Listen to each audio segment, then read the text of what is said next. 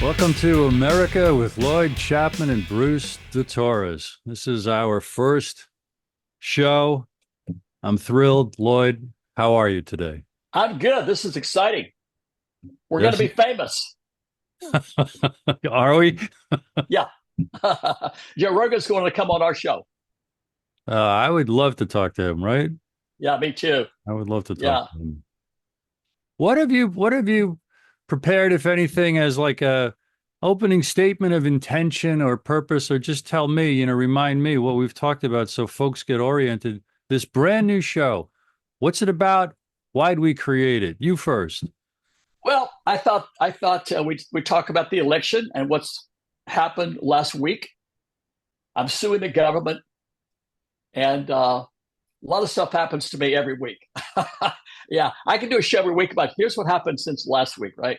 Right. So yeah, a lot of crazy stuff happens to me on social media that I think are some interesting. Shall we talk about that for a minute?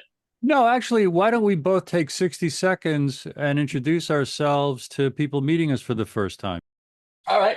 All right. My name is Lloyd Chapman. I'm the president and founder of the American Small Business League and a project called Don't Shoot Women that's designed to give women a bigger voice in government. I've sued the government for 35 years. I've won 110 freedom of information legal battles against the government. My win ratio for 35 years against the government in federal court is 98.5%, and the government hates me. And I'm a small business advocate, a women's rights advocate, a civil rights activist, and an activist for veteran-owned small businesses. I'm trying to get Donald Trump elected because I want to get Bobby Kennedy in a position of power. All Yeah. right, that's my spiel. Yeah. And in your labors, you have been approached, consulted with, interviewed, mainstream, Wall Street Journal, I believe C-SPAN, Fox News. You've had meetings with presidents and candidates, right? Yeah, I've been on every TV news program in America. I've had articles in virtually every major newspaper in the country. I've done over 100 big radio shows, and I've testified before Congress. I've written legislation that was introduced into Congress. I've been into every office in the House and the Senate, and I've met most of the presidents in my lifetime. Hmm. And I've seen things that a lot of people haven't seen, and I've been places that people don't know about in Washington, and it's uh, I've seen things that most people have never seen or even heard about. Yep. By the way, when you sue the government for 35 years, a lot of interesting stuff happens. Well, that's the intention to get all that on the table, Lloyd. Yeah, And small business has no stronger or passionate or committed advocate than you. And over the thank course you. of this show, we intend to do one of these a week. People are going to get a heck of an education about something vitally important, which is your small business advocacy. Let me get my intro out of the way. Bruce Torres. I wrote a book called God School 9/11 and JFK, The Lies That Are Killing Us, The Truth That Sets Us Free. There it is. That's very nice of you, Lloyd. I also do marketing. I also do marketing for my publisher, TrineDay.com. And I suggest everybody go there for books that challenge official history because it matters. Seminal, groundbreaking, behind the scenes, pulling back the curtain and exposing the corruption that we all need to know about so that more of us pressure our representatives to clean house and have a government that truly represents us and our health and our happiness and the possibility of a future. And for the last couple of years, I've hosted various shows like this, and it's an honor and privilege to have gotten to know you, Lloyd, over the last couple of years on a couple of Thank you. shows. Yeah, we have a great time pulling things apart. So, what first, my friend? Let's talk about what's happened since last week of the elections. Okay. 23% of Americans identify as Democrats. 51% identify as independents, and 25% identify as Republicans. And I don't think that's challengeable. I think that's pretty much accepted, right? Hmm. So 77% of Americans are either Republicans or independents, and only 23 are Democrats, right? Hmm. Last summer, NBC reported that Harris had broken the record for the lowest approval rating of any vice president in modern history. At that time, there were a multitude of articles in the media that the Democratic National Committee did not want her even on the ticket with Biden in 2024. So now she's raising twice as much money as Trump. That's impossible. That's impossible. You can't represent 23% of the population, be running against 77%, have been recognized as the having the lowest approval rating in history, and now be raising twice as much money as Donald Trump. Trump has three times the supporters as Harris. It's impossible. So where's this money coming from? I think that's something that, I don't know, but I think it's something worth looking into. Where's all this money coming from that she's coming up with, right? As I see her a puppet of the entrenched interests, Lloyd. Oh, sure. I don't find it surprising that she's able to raise a lot of money, even in the face of having that kind of approval rating a few months ago. I think she's a non-entity. She's a perfect puppet. Yeah, it would behoove an honest accounting to dig deep. Yeah. I don't know what kind of disclosure that they do. I think the public record of who's donating to her represents business as usual, the kind of forces and industries that definitely That's a want good point. That's a good point. Here's what I'm reading. It says in August she raised 189.6 million and Trump raised 44.5. That's well, in any 30-day period, could that be spot on? Does that sound it's not anomalous. That's kind of the pattern when you look through the data. yeah. Um, Here it says Trump versus Harris fundraising race. Harris outraces Trump by nearly 150 million in August. Yeah, it's just something's up. Yeah. Something's up. You see ads for Harris everywhere. I donated money to gosh, I think Bernie Sanders, back when he ran, and I must have get 10, 15 text messages a day from Democratic candidates, and I get about 4 or 5 a day from Harris and Biden, right? Yeah. And wanting money. Yeah. But if I told you what I really thought, no one would ever see the show. So I won't tell you what I really think. Right? Well, Yeah. I think you're coming close to it. Yeah. But I'll just say this: the people who want Harris elected don't care about the American people. So the people behind Harris, their number one concern is not the American people. The people behind Trump, their only concern is for the American people. Right? So That's a huge assertion, and yeah. let's spend a few minutes comparing and All right. contrasting those, please. Yeah. All right. Well, here's what this made me so mad last week. I could barely stand it. I was just so pissed off. Right. We've given hundreds of billions of dollars to foreign countries. I think Ukraine got 200 billion, I think and that's right. FEMA now is out of money and can't take care of people who lost their homes and are stranded with no food, no water, no electricity, no medical care. And the number of people that are killed, I've seen, it's over 200 people are dead.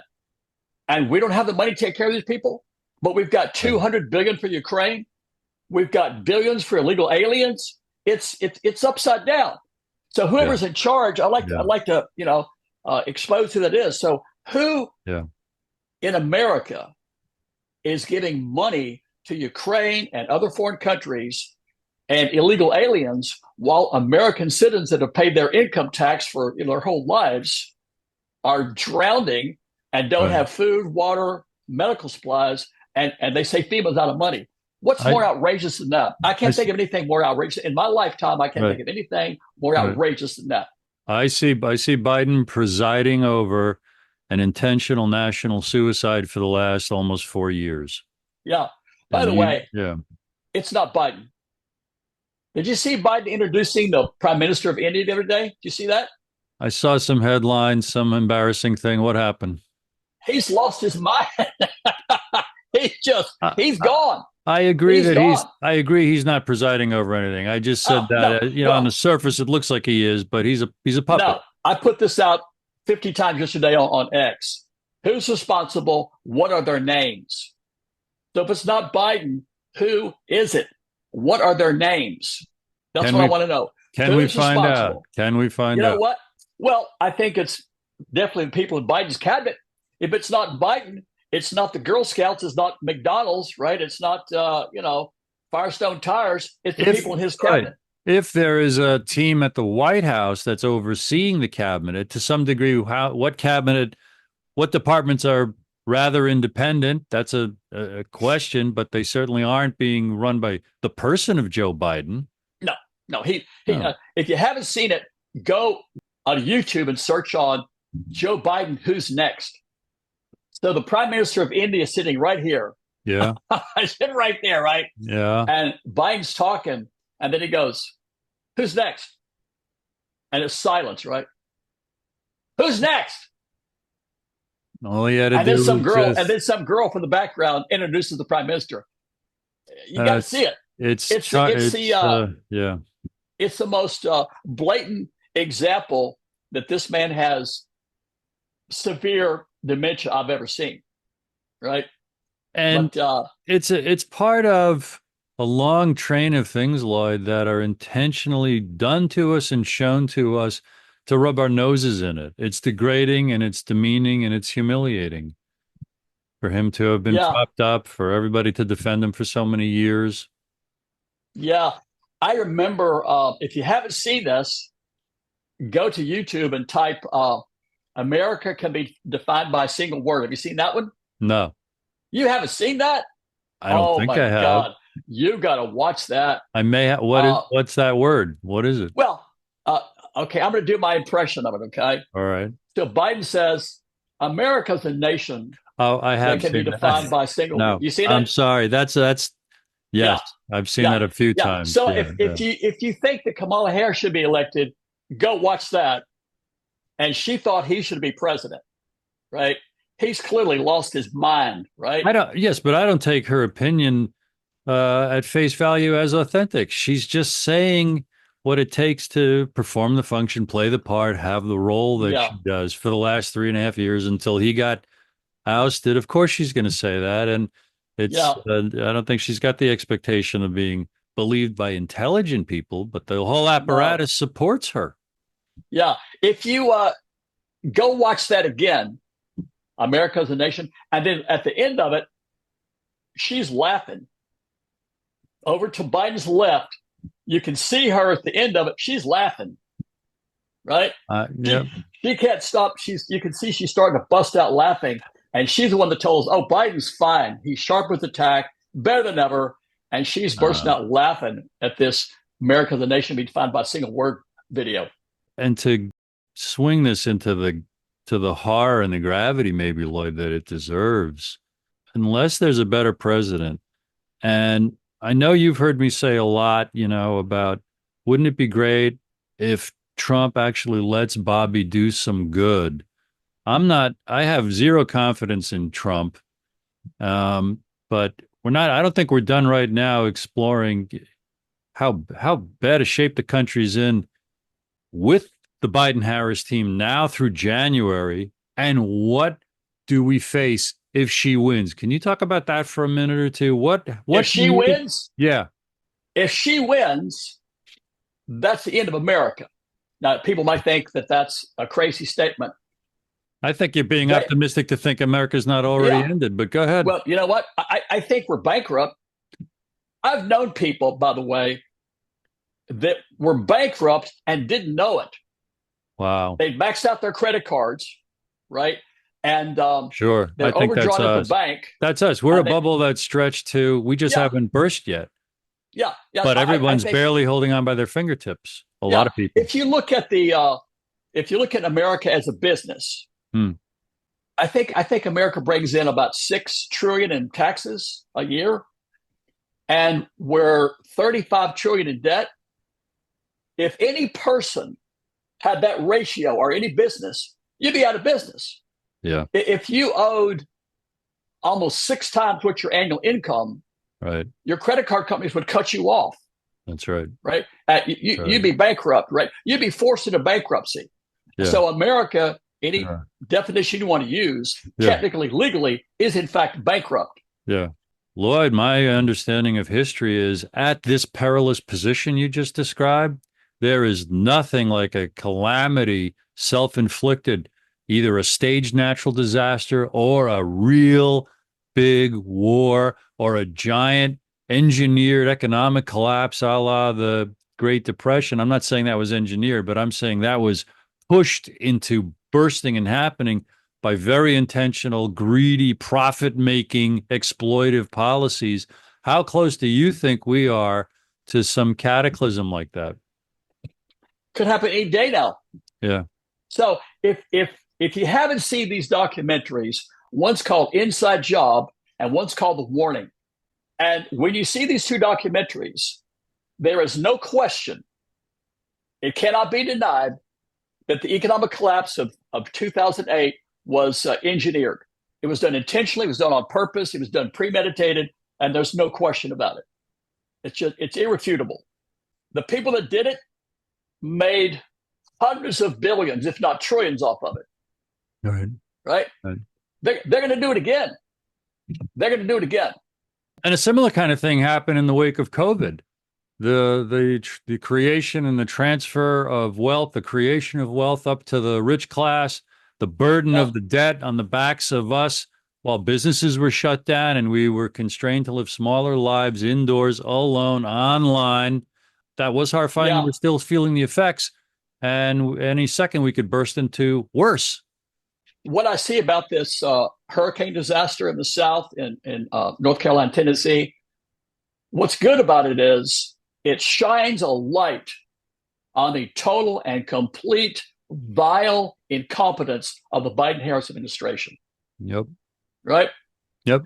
For Mallorca's to come out and say that FEMA doesn't have enough money to go through hurricane season, it's just insane.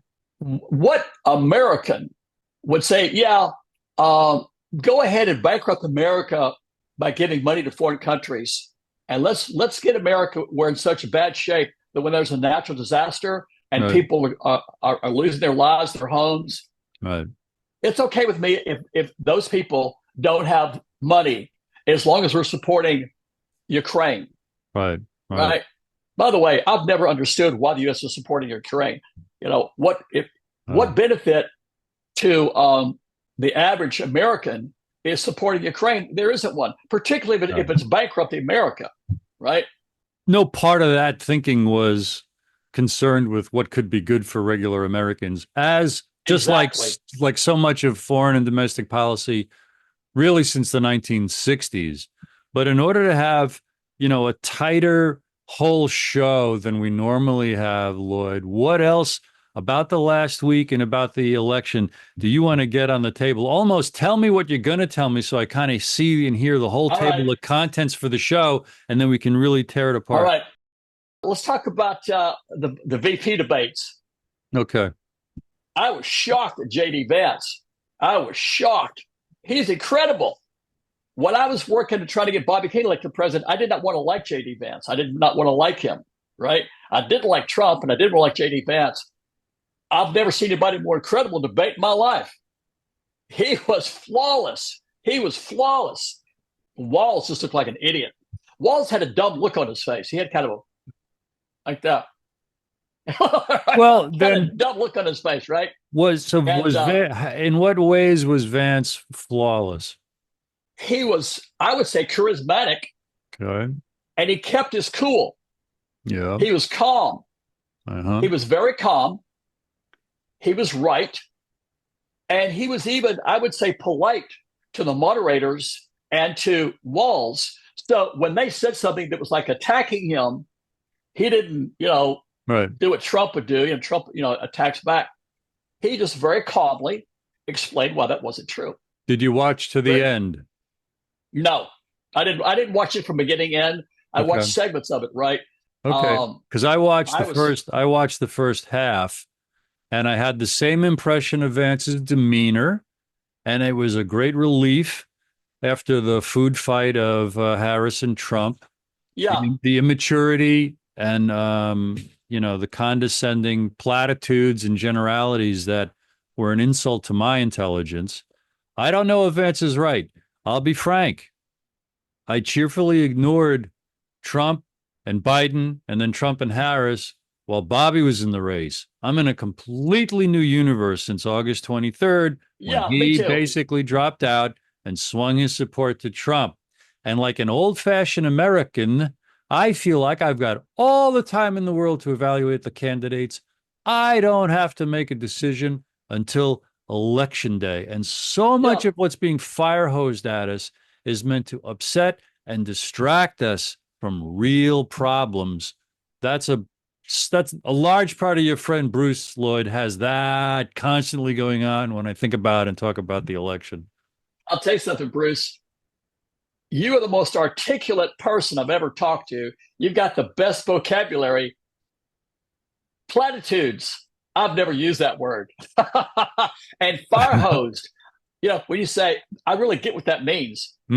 So yeah, you've got quite a vocabulary there, my friend. Thank you. Yeah, I don't have that. But well, you are a competent and compelling communicator with every word. This is about our 6th or 7th or 8th conversation, 2 or 3 times on my first show, 2 or 3 times on my other show. You met Kennedy a couple of times. He had you as a guest on a whole episode of his podcast. Yeah. Perish the thought of any question or qualm about how you come across, Lloyd. Yeah. My girlfriend's from England, and she makes fun of how I talk. That's her prerogative. Yeah. She says water. See? She won't. My girlfriend. She would say, "Would you like a glass of water?" She goes, "Fancy some water." Anyway, so I'm gonna tell you something, okay? So I won't say that I know Kennedy. I've met him 3 times. Every time I met him, we talked. It wasn't like a selfie thing. The first time I met him, I talked to him for 20 minutes, and I talked to him at length. I think at one time I met him, I didn't talk to him that much, right?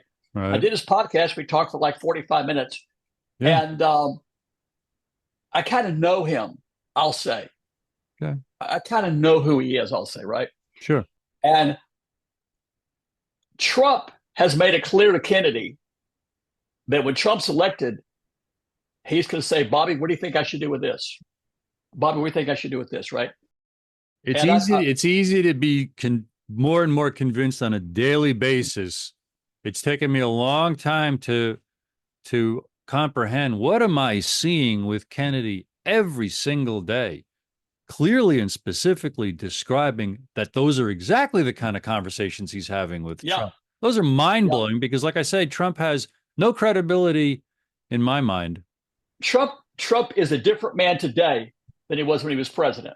The things he's admitted to Kennedy. Yeah. He told Bobby, I read somewhere, he said, when I was elected, I did not know that I had to fill 6,000 jobs. I didn't know that. He said, I had to turn it over to the lobbyists. Trump didn't have a transition team. I think Trump was surprised that he was elected, by the way. I agree. I know he was. You can tell by the look on his face. When you see the interview with him and Obama, he's like, right? He's shocked. He's in the Oval Office. He's shocked, right? And he didn't have a transition team. He wasn't really ready to be president. So he said he had to turn it over to the lobbyist. Right. The lobbyist picked the Trump's cabinet. And so he told Bobby, he might be very different now. And I just want to throw in there, in addition to my saying he has no credibility with me, I do consider that as a president, Trump was 1, 2, or 3 tiny percent less a 100% pawn of the military industrial complex of all the corporate powers and lobbyists that run presidents. He was no question about it. A tiny bit more independent. And that's why he might be the lesser of 2 evils. Yeah. You know what? Let's go with the lesser 2 evils. Somebody the other day was talking to me about, why do you like Trump over Harris, right? I said, well, it's kind of like someone says, I'm going to shoot you, Lloyd. I'll either shoot you in the forehead or in the leg. I'll go, the leg. I'll take the leg shot, right? Right. So, if you don't like Trump, right. It's better than a shot in the head.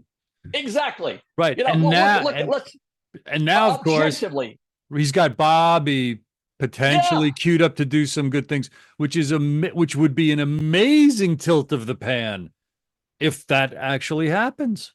It's going to happen. Let's just say this. I did a post on X about this. By the way, people should follow me on X. I've got a lot of interesting stuff on there, right? But I started thinking about this, and it's about judgment. So if you like this person, you're going to pick the person that you think has the best judgment, right? And And when you look at the Vance and Walz debates, Walz is an example of the kind of judgment Kamala Harris has and the kind of people that will be in her campaign. Boyd, Think about it let's that let's way. let's get to them in a second. Let's stick with judgment evaluating Trump and Harris. I would say for those who can't stand Trump's judgment in how he talks to and about people, I would say at a macro historical look at what the job and the opportunities of being president are, like I say, I repeat, he was 1 or 2 or 3% better than most presidents since John F. Kennedy. Yeah. So you're making a decent point there. As incongruous as his chaos in terms of his insulting people and having no care about people's feelings or no care about the impression that he's making. I think that people will be surprised. People will be surprised. Look at who he's surrounding himself with. Kennedy, Nicole Shanahan, Tulsi Gabbard, and Elon Musk. I talked to a close friend of mine the other day, and I was shocked. They said they're going to vote for Harris. And I said, are you kidding me? I said, he's got Elon Musk on his side. I said, Elon Musk is the smartest man in the world. My friend said, oh, no, he's just a businessman. Right? Elon Musk is the smartest guy in the world today to me, right? Yeah. The things he's accomplished, he's incredible. He's incredible. And he picked Trump. He didn't back Harris. He picked Trump. So the smartest guy in the world, or let's just say this, he's clearly one of the top 10 smartest people to ever walk the face of the planet. You can't deny that when you look at his accomplishments. He's not supporting Harris. He's supporting Trump. That's a pretty good reason to go with Trump, right? But look at the Trump team. The Trump team is superior to the Harris team. The Harris team has allowed 20 to 30 million illegal aliens into our country. They're allowing Americans to, drown and starve to death while they're giving hundreds of billions to foreign countries. You want those people, back in office, right? So that's national suicide. I think that's intentionally to destabilize America exactly the same way that Europe has been destabilized since our baloney war on terror started driving millions of starving, desperate refugees from Middle East countries into Europe, causing all the social chaos and causing all the excuse for police crackdowns and the invasion of privacy and the violations of civil rights. That's exactly what's happening here. It's exactly what you would do to destabilize and depower and impoverish the United States of America. All right, I got a question for you. I guess this is what's called a rhetorical question. Who's responsible? It's not Joe Biden. It's not Kamala Harris.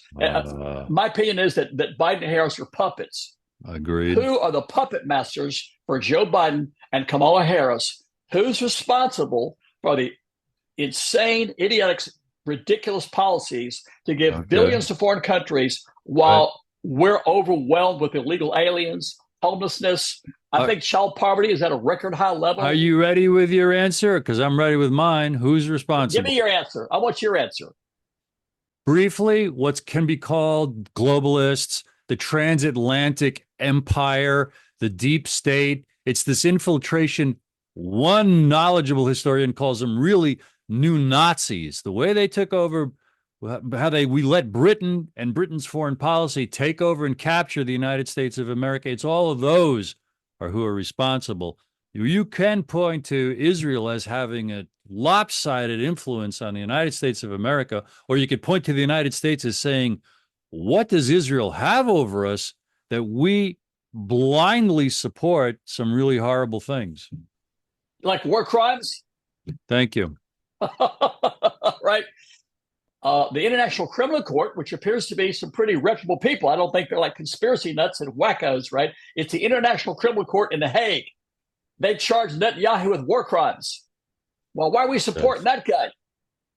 Right. Why, So, I don't get it. But, I just want to throw in who's responsible. In a way, the American people are, Lloyd, because we let ourselves get distracted. We took our eye off the ball. The founders, and as recently as Eisenhower warned us, quote, only a knowledgeable and alert citizenry can mesh the balance of the influence of the military-industrial complex with our historical, national, and spiritual goals. It's taken only 60 years, but we are unattached anymore to that tradition. Not enough of us are. Plenty of us are. There are plenty of groups, organizations, patriotic people, knowledgeable, historically informed people who talk about this all the time, like I try to. What I've put on X a lot is, I said earlier, what are their names? I think we need to name those people. What are I their agree. names? I agree. What are their names? So there are Yes. people who are responsible Yes. for us giving all that money to foreign countries while Americans are drowning in North Carolina and And Tennessee. they should be What are their prosecuted. They should be names? prosecuted. Crime should What be are their prosecuted. names? Treason should be prosecuted. Those people, by the way, are extremely powerful.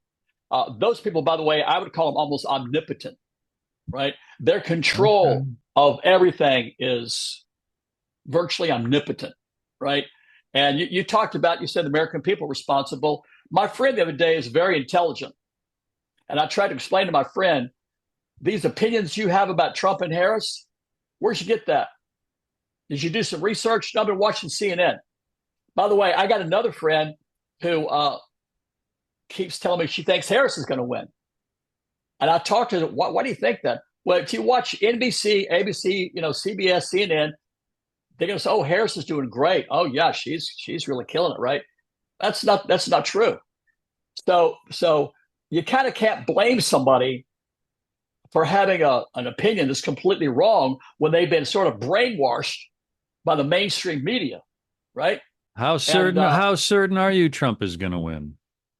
well, you know, when I was a kid, I had a teacher in high school that taught us probabilities and statistics, and I use that in my everyday life, right? Let's play like we're betting on a horse. It's a horse race, okay? All All right. right. So here's a horse that has only won 23% of the time. And here's a horse that won 77% of the time.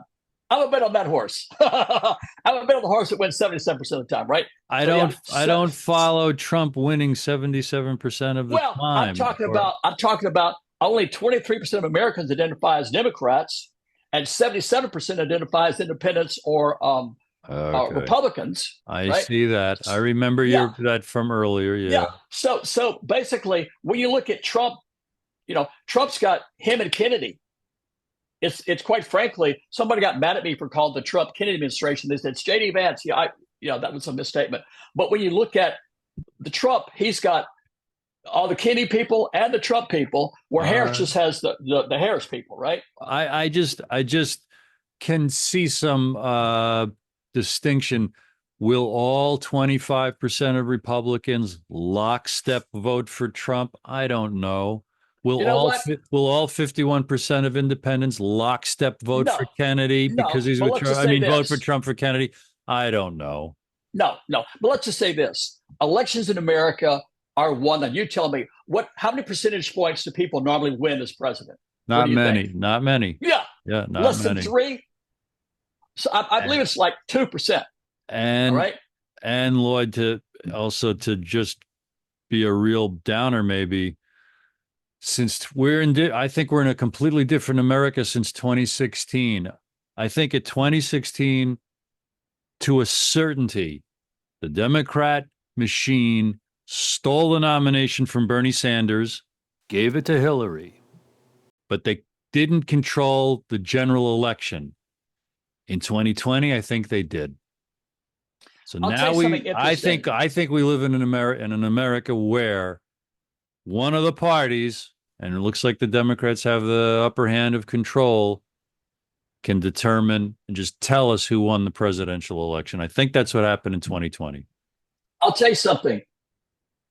And you probably know a lot more about this than I do.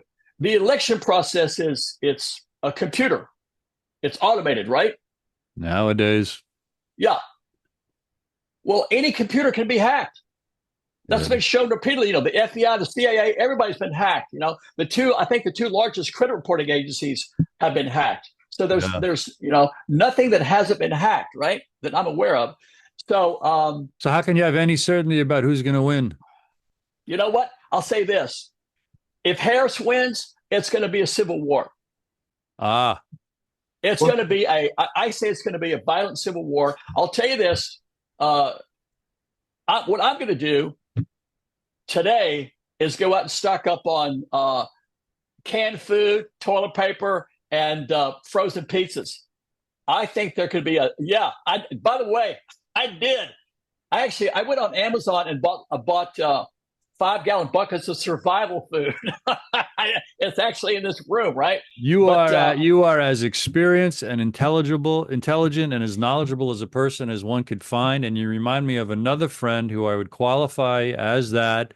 And he has said there is a huge chance of nuclear war in October over Ukraine. That was yeah, before the nonsense in the last 10 days with the yeah, shooting between Israel and Lebanon and Iran. He was saying he was actually thinking about, well, I won't get into details. I don't want to identify him. So, Lloyd, you're not wrong in yeah. I think I know who that is. preparing for the I think I know worst. who you're talking about, right? Something bad's going to happen. Something bad's going to happen. And I was a Boy Scout, and the Boy Scout motto is be prepared. So it's not going to hurt if you go out and just kind of No, buy a couple of those big things of 12 no. rolls of toilet paper and All get a right. couple extra frozen pizzas All right. and maybe a few extra cans of canned soup, whatever, in case there's a problem. This is what I brought for you, Lloyd. A couple of resources. And I can email you these. Follow up if you want. But obviously, this is also for viewers to get educated up to speed completely or better, in terms of foreign affairs. There's a couple of folks. One of them is a writer named Martin Sieff, Sieff as in Frank, and he writes and publishes at a site called newcontinent.org, continent with a K, newcontinent.org, Martin Sieff. For decades, he's been writing about specifically the United States and Russian relationships. Also, a fellow named Alex Craner with a Krainer, alexcrainer.substack.com. He is a financial analyst who, for a long time now, expertly analyzes trends and also in foreign affairs. And finally, a fellow named John Rappaport, freelance investigative reporter.substack.com, Jon Rappaport, Rappaport, also recently posted something that just also said lesser of two evils would be Trump. That's what I got. What do you have that we haven't discussed yet? Oh, a million things, a million things. I'll just say this: make America great again. Whether you like Trump or not, we need to do that. We need to make America great again. We need to get America where we're not bankrupt. When Bill Clinton left office, there was a surplus, right? And now there's a $35 trillion deficit. We need to get where we're not so much in debt. I think that Trump is going to be better for that than Harris, right? Harris is going to give more money to foreign countries.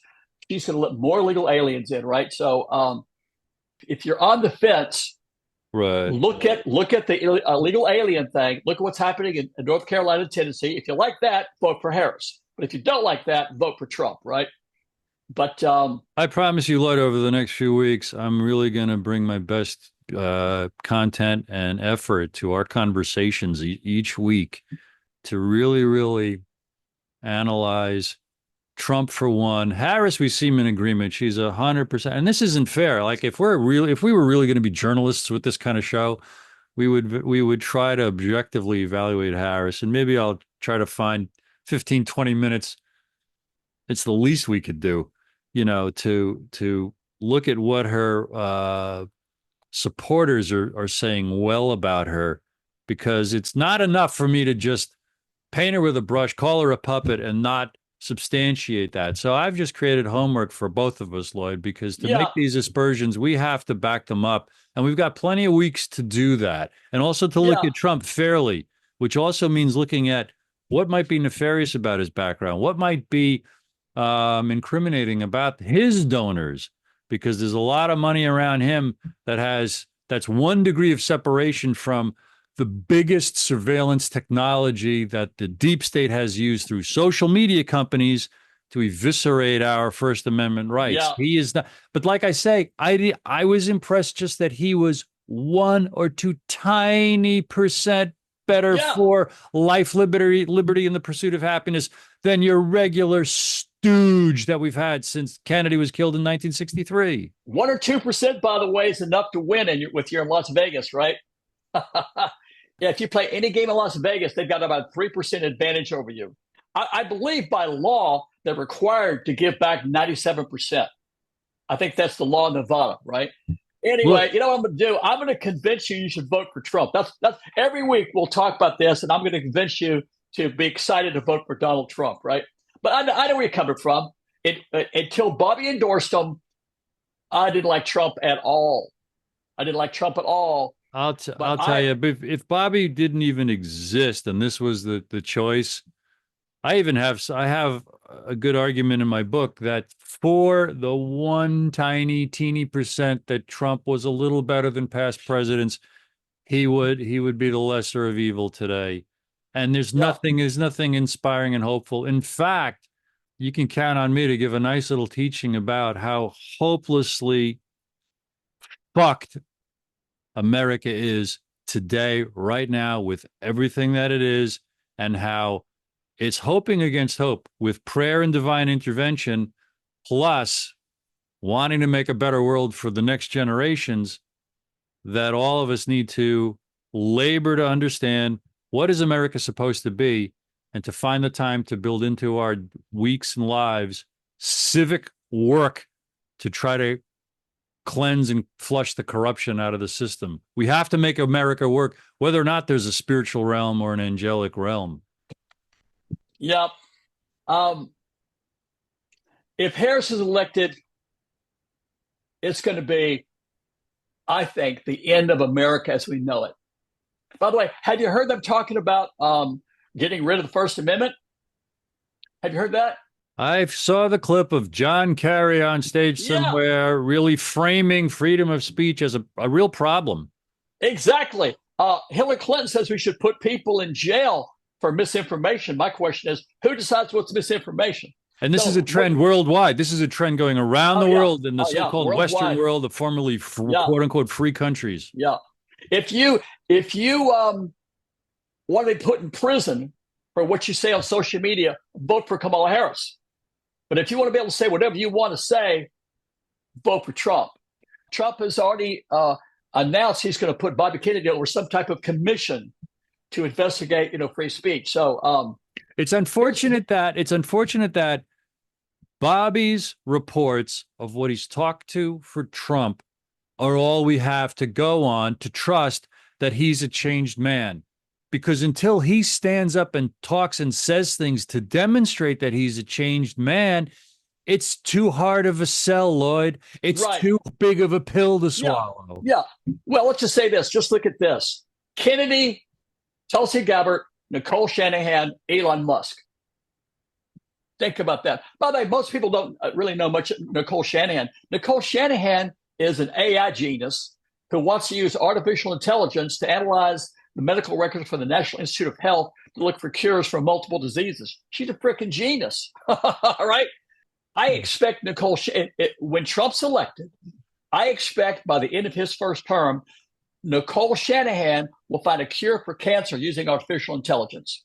She seems that good. I give you that Oh, she's yeah. that Oh, yeah. smart. I give you that she's Oh, that yeah. smart. She seems as good as Bobby. Bobby is not perfect to me. I can't stand his stand on Israel. I can't stand his silence in the last few months since he swung to Trump.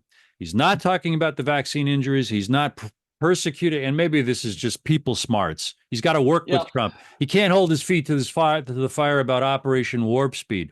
Hopefully, that's all part of his health improvements if he's allowed to improve Americans' health. Back to Elon Musk. I don't know. I don't know enough about him to automatically trust him. His position and his success and the things that he's talking about with his Neuralinks and brains and his other initiatives put him in the suspect pile as far as I'm concerned. It's nice that he's supporting free speech verbally, but I would have to do a lot more homework on him to vet him to be Yeah. satisfied that him on the team means, oh, this is a pure-hearted team. Yeah. Let's just say this. Musk has been unrelenting advocate for free speech. I saw him do an interview with some guy. And some guy said, "You said something the other day, and it caused Tesla stock to go down." Musk goes, "I don't care. I don't care." Right. Um, Right. he Right. said Right. that over and over and over very passionately, very persuasively, very convincingly, that the most Yes. important thing to Okay. him is free speech. We're I not going to. want that guy. I want that guy in the government. I want This that guy. this whole thing does not turn on who and what Elon Musk might be. So we can put him aside in terms of our wrapping up here, Lloyd, which we're going to do if that's all right All with you. right, What do you sure, say? whatever you Yeah. want. All right, Lloyd. I think I look forward to the next many, many months. That's our plan, folks. To full disclosure, if we come here to tell the truth every single week, we have a plan to do this for a long All time, right, no matter what happens in November and no matter who wins, right? all right. Two quick closing statements. If you have an iPhone, take your iPhone and go, "Hey Siri, what percentage of U.S. firms are small businesses?" She'll tell you it's 99.9%. My closing statement is look at JD Vance and Walz and think, who do I want to be one heartbeat away from being the leader of the free world? Walz or Vance? And vote accordingly. If you want to think about Tim Walz being the president, vote for Harris. If you think you'd rather have JD Vance be president, vote for Trump. All I'm nodding and I'm smiling. It does not mean I've studied Vance enough to have right, an opinion about him, all right, but I was impressed with his manners at the debate. That was a very, very refreshing change of pace. yeah, And the same for Walls, manners. It goes a long way. It really does. yeah. All right, my friend. Walz should not have described himself as a knucklehead. He's an astonishing and obvious specimen of someone who's a puppet. Astonishing. Exactly. Astonishing. Exactly. That's all you Yeah. need to be president. Oh boy, Lloyd, I could do another hour right now, but Sure. Sure. no, we've got a plan. We're going to Yeah. stick to a structure. Okay. Thank you, Lloyd, and thank All you right. everybody for being with us today.